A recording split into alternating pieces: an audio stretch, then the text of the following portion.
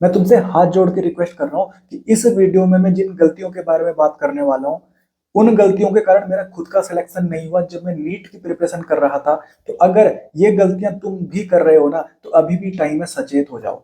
जितना भी टाइम बचा हुआ है अभी अपने पास सफिशिएंट टाइम है। और इन गलतियों को तुम अगर इंप्रूव कर सकते हो तो इनको इंप्रूव करो, ताकि तुम्हारा नीट 2025 में सिलेक्शन के चांसेस बढ़ जाएं। तो पहली गलती की बात करते हैं। जो पहली गलती हम करते हैं वो है, हम बैठ के लेक्चर्स देख रहे हैं। आज तो मैंने 10 घंटे पढ़ लिया, आज मैंने 10 घंटे लेक्चर्स देख लिए।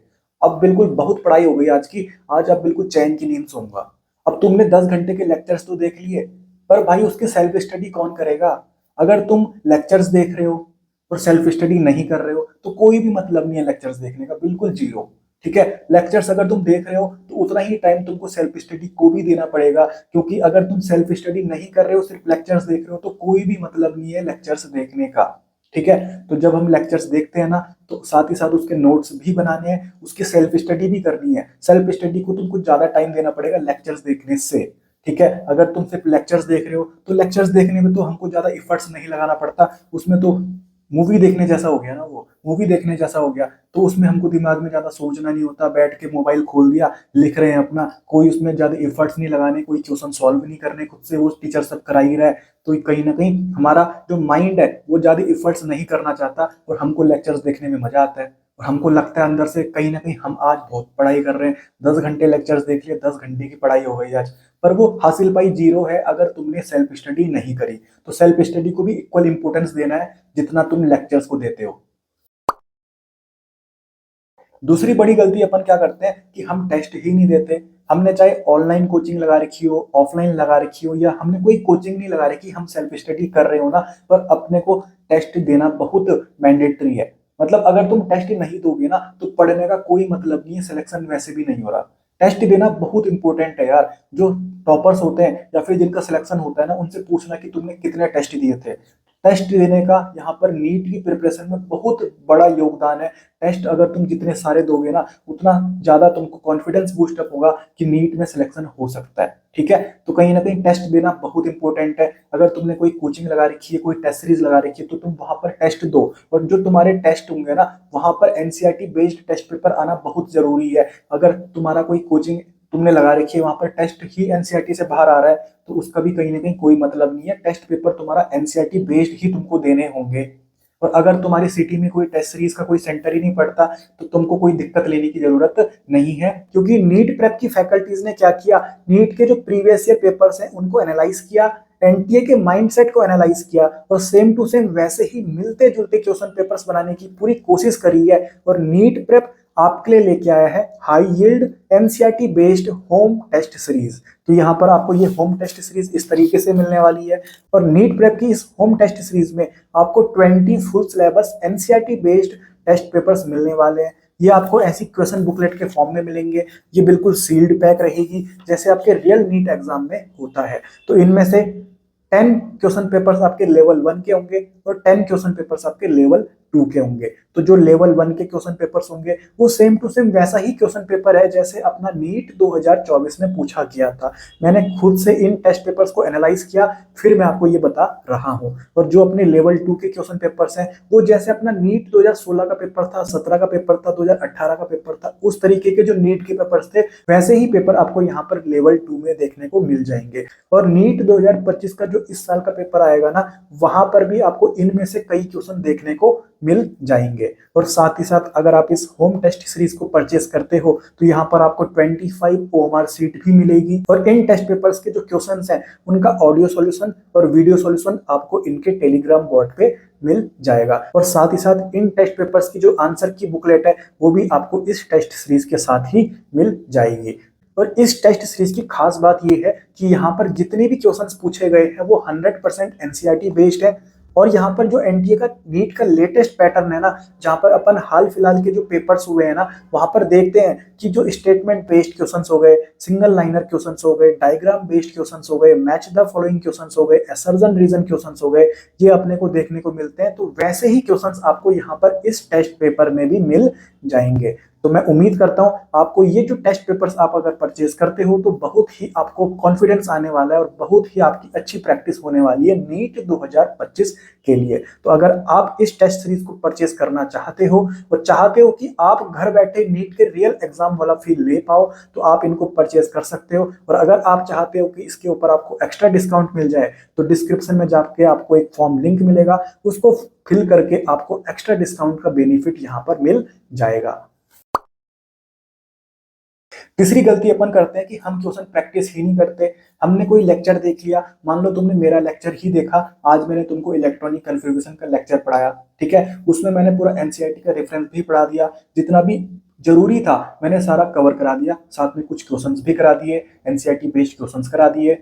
पर अब तुमको क्या करना है ना, उस टॉपिक से रिलेटेड जितनी भी क्वेश्चन पीवाईक्यू में आ रखे हैं वो तुमको करने हैं।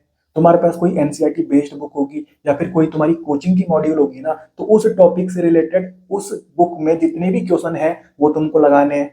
ऐसे करके तुमको उस टॉपिक को पैक करना है, ठीक है। और किसी भी चैप्टर में, मान लो चैप्टर तुम्हारा पीरियोडिक टेबल है, तो इस चैप्टर में मैक्सिमम कितने टॉपिक हो सकते हैं, 15 से 20 होंगे मैक्सिमम। तो ऐसे करते करते तुमको हर टॉपिक को कहीं ना कहीं पैक करना है क्वेश्चन प्रैक्टिस के साथ, ठीक है। थ्योरी भी तुम्हारी स्ट्रांग होनी चाहिए और उससे ज्यादा स्ट्रांग होनी चाहिए क्वेश्चन प्रैक्टिस। हमको पता तो रहे कि इस टॉपिक से क्या क्या क्वेश्चन पूछे गए हैं और क्या क्या पूछे जा सकते हैं।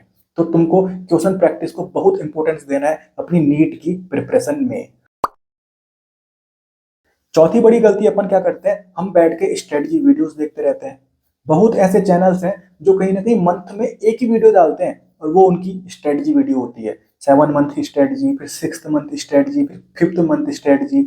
हम बैठ के 20-20 मिनट की स्ट्रेटजी वीडियोस देखते रहते हैं। अब तुम खुद से सोचो यार, जैसे मैं हूं, मेरे मान लो 300 नंबर आ रहे हैं नीट में, एक दूसरा बंदा है उसके 500 नंबर आ रहे हैं, हम दोनों के लिए क्या सेम स्ट्रेटजी होगी? क्या नहीं होगी, हर बंदे के लिए अलग अलग स्ट्रेटजी होगी ना।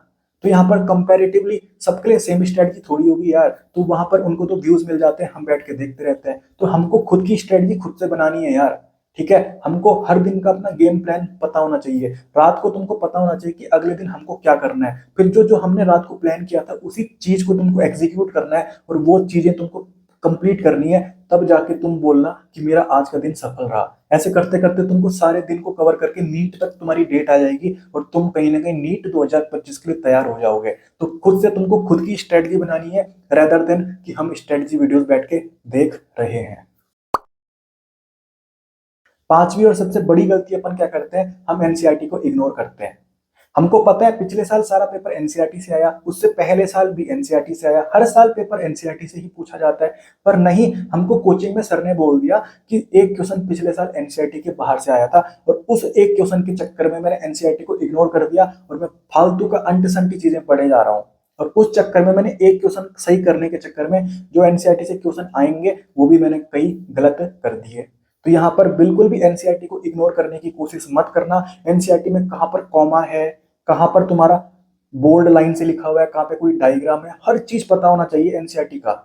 केमिस्ट्री की एनसीईआरटी भी तुमको बायोलॉजी की एनसीईआरटी जैसे अपन चार्ट लेते हैं ना, वैसे ही तुम्हारी केमिस्ट्री की एनसीईआरटी भी होनी चाहिए। और मैं अपने लेक्चर्स में एनसीईआरटी का वर्ल्ड टू वर्ल्ड कवर कराता हूँ। तुम किसी अच्छी कोचिंग में पढ़ रहे हो, जैसे एलएन में पढ़ रहे हो, ठीक है, पीडब्ल्यू में पढ़ रहे हो या फिर आकाश में पढ़ रहे हो, किसी भी अच्छी कोचिंग में तुम पढ़ रहे हो, बड़ी कोचिंग में पढ़ रहे हो, तो कॉमन सेंस की बात है वो थोड़ा एनसीईआरटी से बाहर तो पढ़ाएंगे ही सही। क्योंकि उनका टारगेट है कि टॉप रैंक निकालना। कोचिंग के बीच में होड़ लगी रहती है फर्स्ट रैंक निकालने की। तो जो फर्स्ट रैंक निकलेगी जिसकी, उसको ना एनसीईआरटी के बाहर जो एक क्वेश्चन आया था वो भी तो करना है उसको। तो उनका जो टारगेट है वो टारगेट हम थोड़ी है, उनका टारगेट टॉप रैंक निकालना है भाई। और टॉप रैंक जिसकी आएगी उसको कहीं ना एक क्वेश्चन जो एनसीईआरटी के बाहर से पूछा जाएगा वो भी उसको करना है। तो वो उनके लिए उनको मतलब मद्देनजर रखते हुए पढ़ाया जाता है। तो हमको तो कहीं ना कहीं सिलेक्शन लेना है ना, हमको फर्स्ट रैंक थोड़ी लानी है। तो यहाँ पर अपनी पहली प्रायोरिटी होनी चाहिए कि हमको सिलेक्शन लेना है, तो एनसीईआरटी तो कम से कम कवर करूं। अगर मेरी एनसीईआरटी 100% कवर हो चुकी है उसके बाद मैं कहीं ना कहीं जो बाहर से कुछ आ सकता है उसको देख सकता हूँ। पर अगर मैंने एनसीईआरटी खुद ही नहीं कंप्लीट करी और मैं चाह रहा हूँ कि जो एक क्वेश्चन आया था उसके पीछे पढ़ा रहा हूँ, तो ये बिल्कुल गलत बात है। ये कहीं ना कहीं मुझे सिलेक्शन से दूर लेके चली जाएगी। अगली गलती अपन क्या करते हैं कि हम किसी सब्जेक्ट को इग्नोर करने लग जाते हैं या फिर किसी चैप्टर्स को अपन इग्नोर करने लग जाते हैं। तो तुमको पता है कि इस साल नीट 2024 में कट ऑफ कितनी गई है? क्या तुम किसी चैप्टर को या किसी सब्जेक्ट को इग्नोर करना अफोर्ड कर सकते हो? नहीं कर सकते। तुमको पता है कट ऑफ कितनी गई है? हर चैप्टर को पढ़ना बहुत इंपॉर्टेंट है, हर सब्जेक्ट को पढ़ना बहुत इंपॉर्टेंट है। और अगली गलती अपन क्या करते हैं कि एक दिन रात को मान लो मैंने अगले दिन का पूरा प्लान कर दिया कि कल मुझे ये पढ़ना है, सुबह 6 बजे उठना है, फिर 2 घंटे बायोलॉजी पढ़ना है, फिर ये करना है, फिर वो करना है। अगला दिन मेरा पूरा प्लान हो चुका है, ठीक है, पर सुबह मुझे 6 बजे उठना था और मैं उठ रहा हूँ 8 बजे। अब मैंने सोचा कि सुबह ही मेरी गलत हो गई है, तो अब पूरे दिन को ही क्या कर दो, खराब कर दो। तो अब मैं पूरे दिन को ही क्या कर देता हूँ, कुछ नहीं करता पूरे दिन भर, क्योंकि मुझे पता है कि मैंने स्टार्टिंग ही गलत कर दी है, तो पूरे दिन भर हम कुछ नहीं करते, पूरा दिन हमारा वेस्ट चला जाता है। तो अपने को ऐसा नहीं करना है। ये वही बात हो गई कि मान लो किसी गाड़ी वाले ने मुझ पे थोड़ा सा छींटे मार दिए कीचड़ के, अब मैं क्या बोल रहा हूँ कि अब मैं पूरा कीचड़ में नाली में ही कूद जाता हूँ। तो वही बात हो गई, ऐसा अपने को नहीं करना। जितना भी टाइम अपने पास बचा हुआ है, हर दिन में जितना भी टाइम बचा हुआ है, मान लो अगर तुम्हारा स्टार्टिंग सही नहीं भी हुई है ना, तो जितना भी टाइम अभी पूरा दिन में बचा हुआ है उसको पूरा अच्छा 100% यूटिलाइज करना है। तब जाके तुम्हारा नीट 2025 में एक अच्छा स्कोर आएगा और तुम्हारा जो ड्रीम है ना उसको तुम फुलफिल कर पाओगे।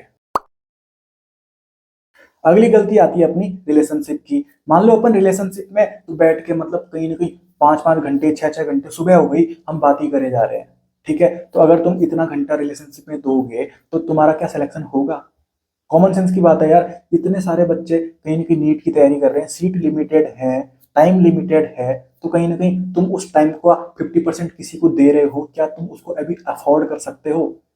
तुम्हारे 5 महीने बाद कहीं ना कहीं अगर तुम रिलेशनशिप में हो तो कहीं ना कहीं जो तुम्हारा पार्टनर है वो कहीं जाएगा तो नहीं, और अगर जा रहा है तो फिर रिलेशनशिप ही तुम खराब रिलेशनशिप में हो। और अगर तुम रिलेशनशिप में ना भी हो फिर भी अगर तुम किसी के बारे में सोच रहे हो, कहीं अपना टाइम वेस्ट कर रहे हो ना, तो भाई अभी भी टाइम है, जितना भी टाइम बचा हुआ है वो सब कुछ बाद में हो जाएगा, कोई कहीं नहीं जा रहा, थोड़ा ठंड रखो यार, ठीक है। जितना भी टाइम बचा हुआ है उसको अपनी पढ़ाई में यूटिलाइज करो, क्योंकि ये जो पढ़ाई है ना, ये जितना तुम इस 5 महीने में दौड़ोगे उतना ही तुम्हारा नीट 2025 में स्कोर आने वाला है और तुमको फायदा मिलेगा। अभी दिसंबर आ जाएगा, उसके बाद जनवरी से ना जिसने पूरे साल भर कुछ नहीं पढ़ा वो भी पढ़ने लग जाएगा। अभी जितना भी 1-2 महीने का टाइम बच रहा है दिसंबर तक, उसमें कहीं ना कहीं स्टार्ट कर दो, अगर अभी भी तुमने पढ़ना स्टार्ट नहीं किया तो, ठीक है। जितना भी टाइम बचा हुआ है 5 महीने में, तुम अगर रोज के 10-15 घंटे भी पढ़ोगे ना तो कहीं ना कहीं बहुत अच्छा स्कोर आ जाएगा, ये तुमको भी पता है, ठीक है। बस हमको कुछ गलतियां जो मैंने आपको बताई वो नहीं करनी। तो यहाँ पर मैंने अपनी नीट की प्रिपरेशन के दौरान जितनी भी गलतियां करी थी वो सब गलतियां आपके साथ एड्रेस करी मैंने, और मैं उम्मीद करता हूं कि बिल्कुल ट्रांसपेरेंट वे में बिल्कुल प्रैक्टिकल बातें हमने यहाँ पर इस वीडियो में करी और आपको इस वीडियो से कुछ सीखने को मिला होगा। और अगर आप ऐसी ही गलतियां कर रहे हो तो अभी आपके पास काफी टाइम है, आप इनको इम्प्रूव कर सकते हो और अपना नीट 2025 में सिलेक्शन की प्रोबेबिलिटी को बढ़ा सकते हो। पर अगर आप अभी भी यही गलतियां कंटिन्यू करते रहोगे और सोचोगे कि मेरा सिलेक्शन हो जाएगा, मैं निकाल लूंगा सिलेक्शन, तो भाई फिर आप खुद जिम्मेदार हो। तो मैं उम्मीद करता हूं कि वीडियो आपको पसंद आई होगी। अगर आपको वीडियो पसंद आई तो आप कमेंट सेक्शन में जरूर बताना। बाकी पढ़ते रहिए, मस्त रहिए, स्वस्थ रहिए। कलम कटार कि दूं मैं गवाह, सच मेरी वाणी में हूँ लेखी का, भरोसा रख खुद पे, सबर सफल कर दे, समझते हम कल के कदम तू रख जम के, भविष्य है हमसे कदर मेरी समझे, जो बुरी नजर